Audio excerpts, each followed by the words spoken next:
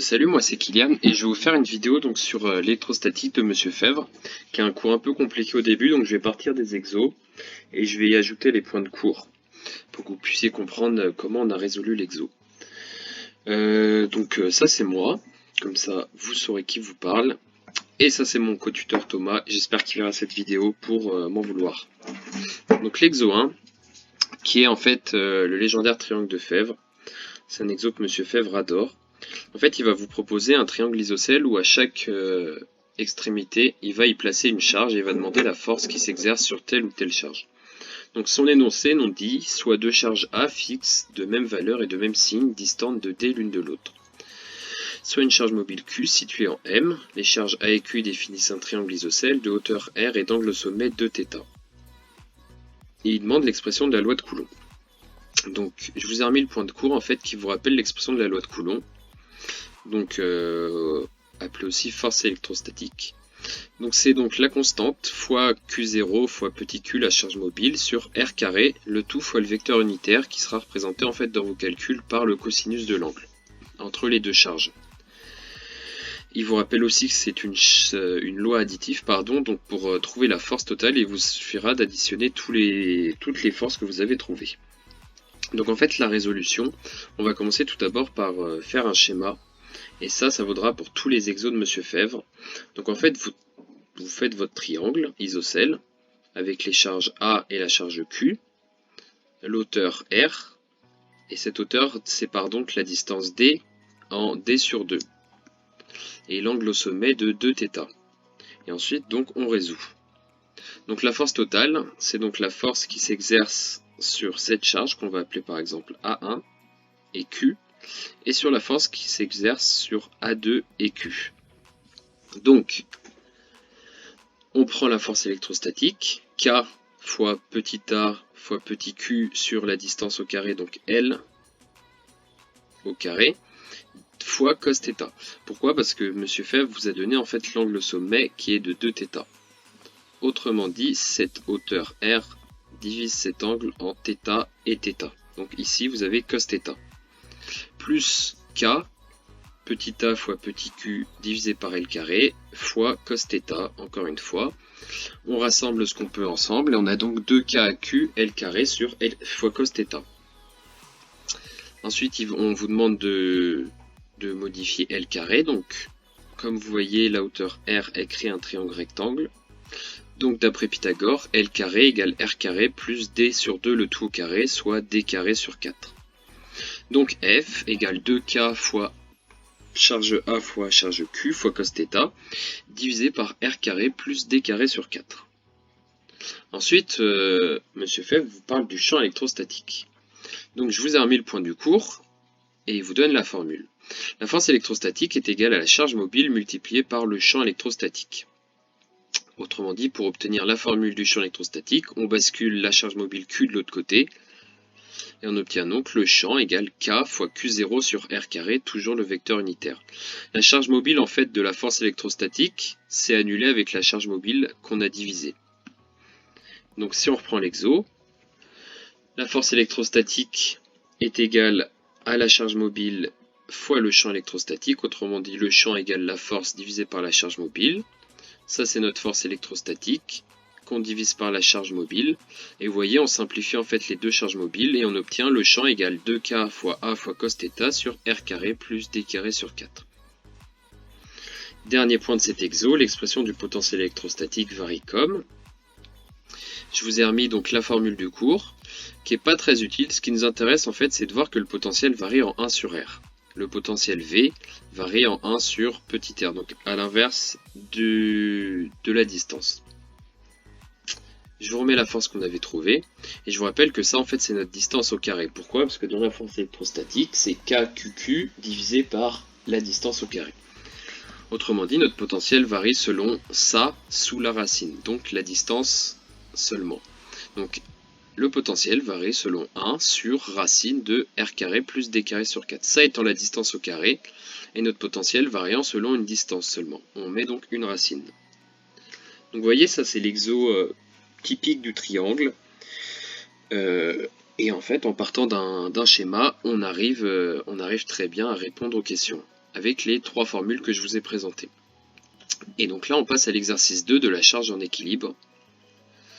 Donc sur un axe OX, on place en haut une charge fixe de moins 6 E et en B une charge O de moins 2 E. Les deux étant séparés de 10 cm. La valeur absolue de E est 1,610-19 coulombs, il vous le rappelle, la charge élémentaire. Entre O et B, on place une charge mobile de plus E. Hop là. À quelle distance de OA de O la charge mobile sera-t-elle en équilibre? Donc encore une fois, l'étape 1, c'est de faire un schéma. Ce qu'on vous donne, c'est ça. Vous avez donc un axe O et B, distant de 10 cm. Une charge mobile plus E en A. On vous demande la distance OA. Donc vous allez poser que OA égale l'inconnu X, qui fait que dans vos calculs, à la fin, vous isolerez X et vous trouverez le résultat. Maintenant, en fait, on va poser le calcul. On vous dit que la charge doit être en équilibre.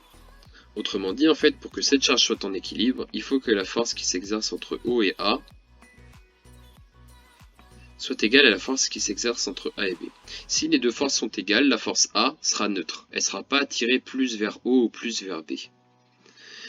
Donc, la force OA, selon la loi de Coulomb, K fois moins 6E fois E, divisé par la distance OA, donc on a posé X le tout au carré, égale à K, moins 2E fois E, sur la distance AB, qui est de 10 cm, en fait, moins X, donc 10 moins X au carré.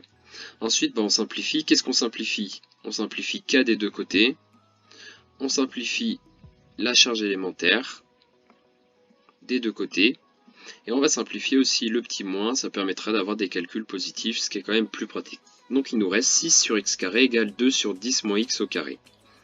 On développe. 6 facteur de x moins x au carré égale 2x carré. Je vous rappelle que pour développer cette chose au carré, on fait donc 10 au carré moins 2 fois 10 fois x, donc moins 20x, plus x au carré. C'est les trucs que vous avez vus au lycée, donc si vous avez un peu de mal avec ça, vous retrouvez la formule sur internet, et comme ça, ça sera plus facile après. Tac, et on obtient donc un polynôme de 4x carré moins 120x plus 600 égale 0. Donc l'étape 3, c'est de résoudre le polynôme de second degré. Je vous rappelle qu'un polynôme, on le résout grâce au discriminant delta. Delta qui a pour formule b carré moins 4ac. Donc moins 120 au carré moins 4, facteur de 4 fois 600. On obtient un delta à 4800. Donc, le polynôme, il a donc deux solutions, x1 et x2. On va calculer les deux pour pouvoir conclure. x1, moins b moins racine de delta sur 2a. Ça fait 120 moins racine de 4800 divisé par 8. On obtient 6,34 cm. x2 étant égal à moins b plus racine de delta sur 2a. Et on obtient 23,66 cm. Maintenant, il faut conclure. Je vous rappelle que vous partiez d'un axe de 10 cm. Et que votre charge A était située sur cet axe. Autrement dit, si vous prenez la réponse 23,66, vous avez une charge A qui sera en dehors de cet axe. Donc, il nous faut donc la réponse x égale 6,34 cm. Donc la distance OA qui était ici est donc égale à 6,34 cm. Et avec cette distance, la charge A est en équilibre. Elle n'est pas plus attirée vers O ou plus attirée vers B. Elle est vraiment en équilibre entre les deux. Tac. On passe au dernier point du cours important qui est le dipôle électrostatique. Donc il vous donne la définition qui est vraiment super importante. C'est donc un objet constitué de deux charges de même valeur mais de signes contraires, non déplaçables l'une par rapport à l'autre. Donc, deux charges Q et Q, de signes contraires, moins Q plus Q, distantes d'une distance D fixe. On vous dit que ça crée un moment dipolaire dont le vecteur est orienté de la charge négative vers la charge positive. C'est bien ce qu'on a là. De la charge négative vers la charge positive. Ça, c'est le moment dipolaire. Ce que je retenais, moi, c'est que le moment dipolaire, du coup, il est orienté vers le plus. Et ici, en fait, vous faites de la physique. Donc, physique avec un P comme plus. Donc, en physique, le moment dipolaire est orienté vers le plus. Tac. La petite formule. Moment dipolaire égale la charge mobile fois la distance. la charge en coulomb, la distance en mètres. On obtient donc un moment dipolaire en coulomb par mètre. Autre unité, le 2 Bay. On nous dit qu'un 2 Bay, c'est un tiers de 10 puissance moins 29 coulombs par mètre. Donc on arrive en fait à l'exo 3, l'exo du moment dipolaire. Donc dans la molécule d'eau, on sait que la distance entre l'oxygène et l'hydrogène est de 96 picomètres. On sait que le moment dipolaire d'H2O est de 1,85 et que l'angle alpha est de 104,5 degrés. Et il vous demande, voilà, il vous propose des formules de moment dipolaire d'H2O et de la liaison OH et de choisir la bonne formule. Donc je vous ai remis le point du cours. Le moment dipolaire de la liaison, on l'avait juste avant, c'est Q fois D. Et le moment dipolaire d'H2O, on additionne les moments dipolaires de liaison. Donc c'est la somme des moments dipolaires des liaisons OH. Donc c'est 2 fois le moment dipolaire de OH fois cos alpha. Dans son exemple, alpha étant l'angle ici. Tac. Voilà. Et à faire attention, on va voir en fait dans l'exo qu'il nous a donné. Étape 1, encore une fois, on fait un schéma. Ici, il vous a donné l'angle alpha total. Comme tout à l'heure le triangle, il vous donnait 2θ pour l'angle total au sommet. Voilà. Donc vous ferez bien attention dans vos calculs. Tac.